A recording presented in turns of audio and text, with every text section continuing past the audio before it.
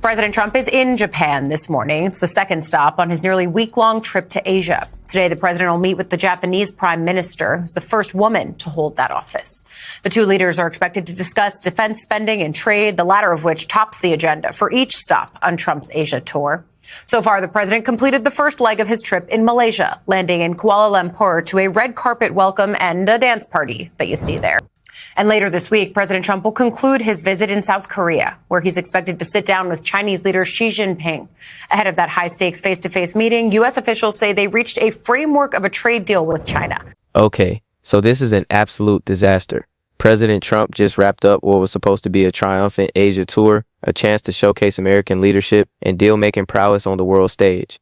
Instead, he's coming home to one of the worst foreign policy failures of his entire presidency. We're talking about diplomatic snubs, trade deals falling apart, allies publicly questioning American commitments, and even Republican lawmakers back home furiously distancing themselves from the whole mess. Trump arrived in Malaysia with big plans. He was going to preside over a peace deal, reboot relations with China's Xi Jinping, project strength at the ASEAN and APEC summits. None of that happened. Instead, he got embarrassed, he got isolated, he got rejected by allies who are supposed to be on our side. And now he's dealing with furious backlash from Republicans who are terrified this disaster is going to wreck their chances in the 2026 midterms.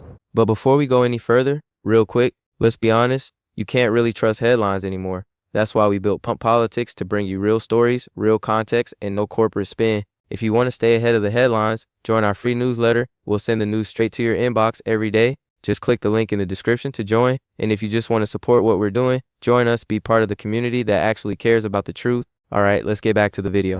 We have a lot of things to discuss, including our farmers. Right? We have a lot of things to discuss. The various trade deals that have been made in the past, and some broken, some not broken, but we've got many, many things. They have to make concessions. I guess we would too. We're at a 157% tariff for them. I don't think that's sustainable for them, and they want to get that down, and we want certain things from them. I'd love China to help us out with Russia. We put very big sanctions on Russia.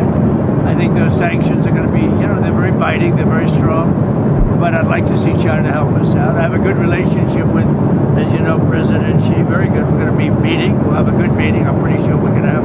CNN's reporting from October 25th and 26th painted a picture of absolute chaos. Trump showed up in Asia while the government shutdown was still raging back home. He's trying to negotiate trade deals while his own government can't even function. And surprise, surprise, America's negotiating partners noticed Japan and Korea, two of our closest allies in the region, couldn't finalize major deals with the Trump administration. Why? Because they don't trust that Trump can actually deliver on anything he promises. The shutdown back home is proof that Trump can't even manage his own government, let alone execute complex international agreements. In China was openly skeptical of Trump's entire approach. Chinese officials were basically laughing at Trump's claims of deal-making power while refusing to make any significant concessions. Trump kept bragging about his relationship with Xi Jinping, but Xi wasn't giving him anything. The whole trip undermined Trump's tough guy image and left several negotiating partners publicly frustrated with American leadership. But wait, it gets worse. The Hindustan Times reported on October 26 that Trump got absolutely blindsided by a massive diplomatic snub from the Middle East. Iran and regional Gulf allies announced new military drills, and guess who wasn't included? The United States. Our supposed allies in the Gulf region are now doing military exercises that deliberately exclude America. That happened while Trump was making a brief, incredibly frosty visit to Qatar. Think about what that means. Countries that have been U.S. partners for decades are now openly working with Iran on military coordination, and they're not even inviting us to participate. That's not just a snub, that's a brazen signal that U.S. influence in the Middle East is eroding fast. And it happened on Trump's watch, during his big Asia tour that was supposed to demonstrate American strength and leadership. Yahoo News and CBS News covered the absolute circus of press blunders and contradictory statements that Trump made throughout the trip. He fumbled press opportunities left and right. He issued contradictory statements about North Korea and China that left even his own staff scrambling to clarify what U.S. policy actually is. He alienated both Democratic and Republican colleagues back home who were watching this disaster unfold on television. And here's the kicker, even MAGA Mike Johnson and Matt Gaetz, two of Trump's most loyal supporters, publicly distanced themselves from the Asia outreach effort. When Matt Gaetz won't defend you, when Mike Johnson is backing away from your foreign policy, you know things have gone catastrophically wrong. These are guys who have defended Trump through every scandal, every controversy, every disaster. But even they couldn't stomach what happened on this Asia trip. The Brookings Institution and Foreign Policy Intel have been documenting something even more concerning for American interests in the region. U.S. allies in Korea, Japan, and Taiwan are growing seriously wary of Trump's erratic moves. They're questioning whether America can actually be trusted to keep its commitments. They're looking at the shutdown, the trade war chaos, the diplomatic failures, and they're thinking, maybe we need to hedge our bets. Maybe we need to consider closer ties with China as a backup plan. That's catastrophic for American strategic interests. For decades, the U.S. has been the dominant power in the Asia-Pacific region. Our alliances with Japan, Korea, Taiwan, and others have been the foundation of regional stability and American influence. But Trump's incompetence is driving those allies away. They're starting to think that China might be a more reliable partner than the United States. That represents a fundamental shift in global power dynamics, and it's happening because Trump can't execute basic diplomacy without turning it into a dumpster fire. So here we are. Trump's big Asia tour was supposed to be a victory lap, a chance to remind the world that America is strong and Trump is a master deal maker. Instead, it exposed weakness, incompetence, and isolation on every front. Allies are furious. Adversaries are emboldened. Republicans back home are panicking about the political fallout. And Trump is coming back to Washington, having accomplished nothing except proving to the world that American leadership under his presidency is a complete joke. This is going to have consequences that last long after Trump leaves office, and we're going to break down exactly how bad this disaster really is. All right, let's dig into the specific failures that made this Asia trip such an unmitigated catastrophe. Because each incident on its own is bad enough, but together, they paint a picture of American foreign policy in complete collapse. First, the timing. Trump decided to do this big Asia tour while the federal government was shut down back home. Think about how that looks to our international partners. The president can't even keep his own government running, but he's flying around Asia trying to negotiate complex trade deals and security arrangements. It's absurd. CNN's reporting made it clear that this was noticed by everyone Trump met with. Japanese officials were privately questioning whether Trump had the political capital to actually implement any agreement they might reach. Korean negotiators were skeptical that Trump could get congressional approval for trade deals when he can't even get his own party to fund the government. Chinese officials saw the shutdown as evidence of American weakness and decline. The message it sent was absolutely terrible. America is chaotic, dysfunctional, and led by someone who can't manage basic governance. The trade negotiation failures were particularly embarrassing because Trump has built his entire political brand around being a master deal maker who's tough on trade. But during this Asia trip, he couldn't close deals with Japan or Korea, two countries that actually want good trade relationships with the United States. These should have been easy wins. Japan and Korea are allies. They're democracies. They have strong economic ties to America. They want agreements that benefit both sides. But Trump's hardball tariff threats and his administration's inability to present coherent proposals meant the negotiations went nowhere. Japanese Prime Minister couldn't sign off on a deal because Trump's team kept changing the terms and making unrealistic demands. Korean officials were frustrated because Trump would say one thing in meetings and then tweet something completely different hours later. How are you supposed to negotiate with someone who contradicts himself constantly and whose own government is in chaos? The answer is, you can't. So the deals fell apart and Trump came away with nothing to show for the trip. The China situation was even worse. Trump has been talking for years about his great relationship with Xi Jinping, how he's the only one who can deal with China, how he's going to get China to make concessions on trade and security issues. But during this Asia trip, Xi basically ignored him. Chinese officials were polite, but gave Trump nothing of substance, no trade concessions, no movement on North Korea, no agreements on regional security. China just smiled and nodded while Trump talked, and then continued doing exactly what they were doing before. And Chinese state media actually mocked Trump's deal-making claims, pointing to the government shutdown and the failed negotiations with allies as evidence that Trump has no real power. That's humiliating when adversaries are openly mocking you in their official media and you can't respond with any actual accomplishments. You've lost. China saw weakness and they exploited it. Now let's talk about the Middle East disaster, because this might be the most shocking development of the entire trip. The Hindustan Times reported that Iran and Gulf states announced joint military exercises that deliberately excluded the United States. For decades, the U.S. has been the dominant military power in the Gulf region. Our alliances with Saudi Arabia, UAE, Qatar, and other Gulf states have been central to regional security and American strategic interests. But now these supposed allies are doing military coordination with Iran, our adversary, and they're not inviting us. That's not just a snub. That's a fundamental realignment of regional power structures. It suggests that Gulf states no longer see the U.S. as a reliable partner. They're hedging their bets by improving relations with Iran because they don't trust Trump to maintain American commitments in the region. And this happened while Trump was visiting Qatar. The timing was clearly deliberate. Gulf states wanted to send Trump a message. You're not in charge here anymore. Your influence is declining. We're making our own arrangements. The visit to Qatar itself was apparently incredibly frosty. There was no warm welcome, no major announcements, just perfunctory meetings and obvious discomfort. Qatari officials were polite but distant. They didn't roll out the red carpet. They didn't praise Trump's leadership. They did the bare minimum required by diplomatic protocol and nothing more. That's how far Americans standing in the Middle East has fallen under Trump's leadership. Countries that used to compete for American approval are now openly signaling that they don't need us anymore. The press conference disasters throughout the trip were painful to watch. Yahoo News and CBS documented Trump making contradictory statements about North Korea policy within the same day. In the morning, he suggests openness to new negotiations with Kim Jong-un. By evening, he'd be threatening fire and fury. His staff spent half their time trying to walk back or clarify things Trump said off the cuff.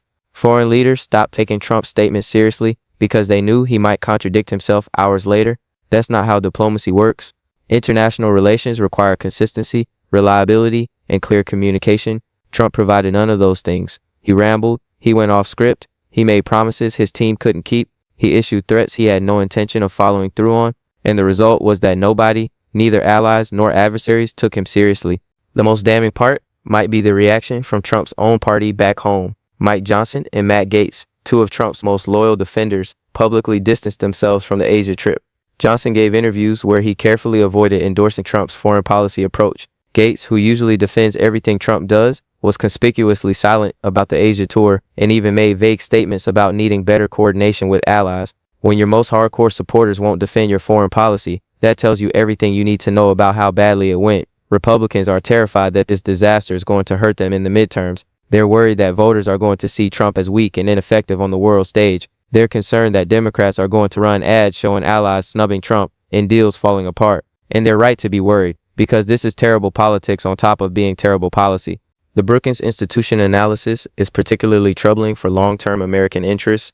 Their reporting shows that U.S. allies in the Asia-Pacific region are fundamentally reassessing their relationships with America. Japan, Korea, and Taiwan have been cornerstones of American strategy in the region for 70 years, but they're now questioning whether they can rely on the United States. They're looking at Trump's chaos, the shutdown, the failed negotiations, the contradictory statements, and they're thinking we need backup plans. Some officials in these countries are quietly exploring closer economic ties with China. Some are considering security arrangements that don't depend entirely on American support. This is exactly what U.S. foreign policy has tried to prevent for decades. The whole point of our alliance system in Asia was to keep China from dominating the region. But Trump's incompetence is driving allies into China's arms. China doesn't even have to do anything. They just have to not be as chaotic and unreliable as Trump, and suddenly they look like the more attractive partner. The implications go way beyond this one trip. Every country that watched Trump's Asia disaster is now recalculating their relationship with the United States. Allies are wondering if they can trust American commitments. Adversaries are sensing weakness and opportunity. Neutral countries are deciding that maybe they should stay neutral rather than aligning with an unreliable America. Trump has damaged American credibility and influence in ways that will take years or even decades to repair. Future presidents are going to spend enormous time and effort trying to rebuild relationships that Trump has damaged. And in the meantime, China is filling the vacuum.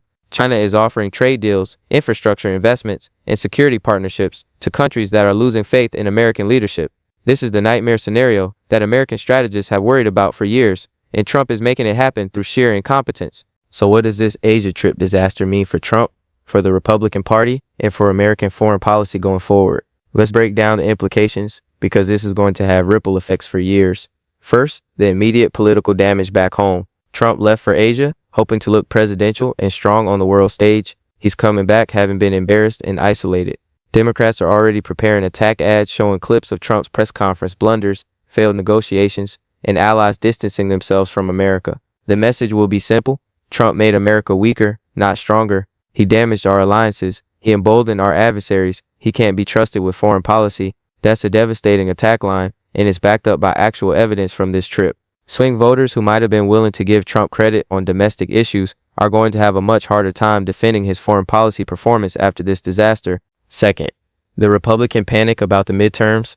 GOP lawmakers are terrified that Trump's Asia trip failures are going to hurt them at the ballot box.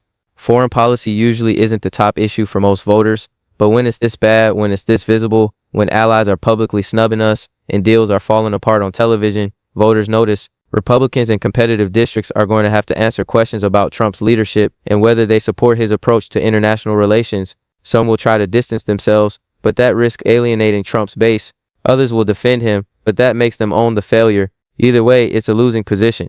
The Asia trip has given Democrats ammunition right when Republicans can least afford it, with midterms approaching and the party already divided over the shutdown and other Trump-caused disasters. Third, the long-term damage to American alliances. The Asia-Pacific alliance system has been central to American power and influence for 70 years. Our relationships with Japan, Korea, Taiwan, and other regional partners have deterred aggression, promoted stability, and given America enormous strategic advantages. But Trump is systematically undermining those relationships through incompetence and unreliability.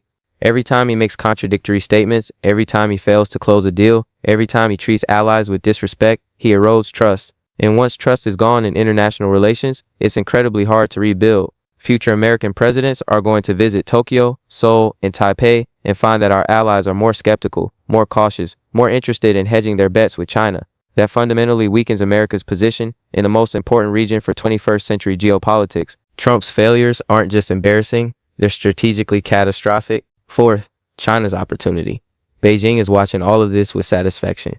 They don't have to do anything aggressive or risky. They just have to be stable and reliable, while Trump is chaotic and unreliable. Chinese officials can approach American allies and say, look at the shutdown, look at the failed negotiations, look at Trump's contradictory statements. Can you really count on the United States? We offer a different model. We're consistent. We follow through on commitments. We're not distracted by domestic political chaos. That pitch is becoming more appealing every day that Trump remains in office. Countries that would never have considered aligning closely with China 5 years ago are now actively exploring it as an option. This is exactly the shift in global power that American strategy has tried to prevent. Trump is handing China a historic opportunity to expand its influence at America's expense. Fifth, the Middle East realignment.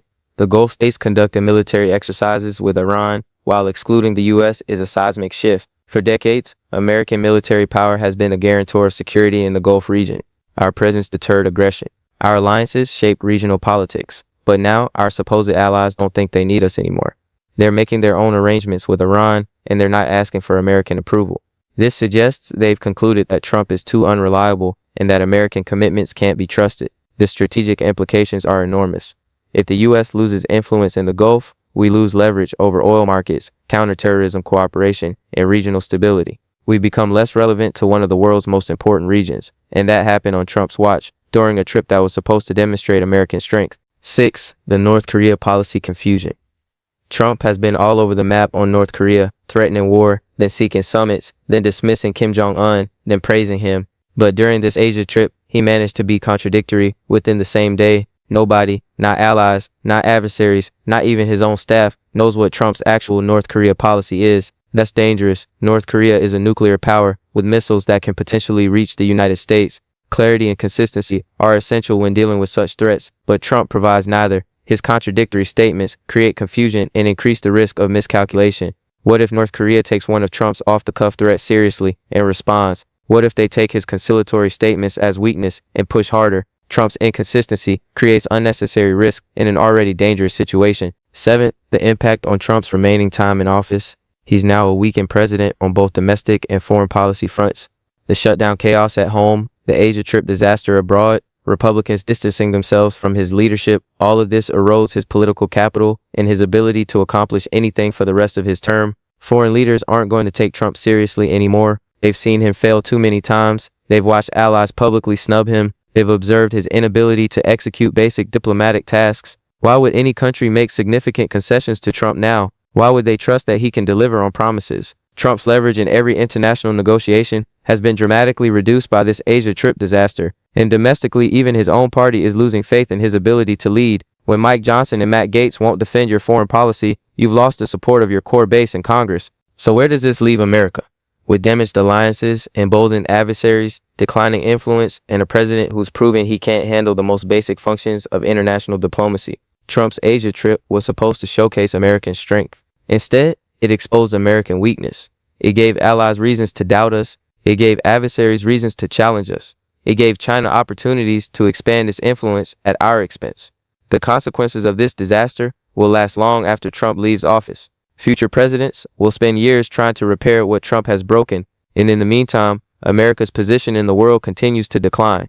This wasn't just a bad trip, it was a turning point in American foreign policy, and not in a good way. The world watched Trump fail on the biggest stage, and they're drawing conclusions about American power and reliability that should worry everyone who cares about America's role in the world.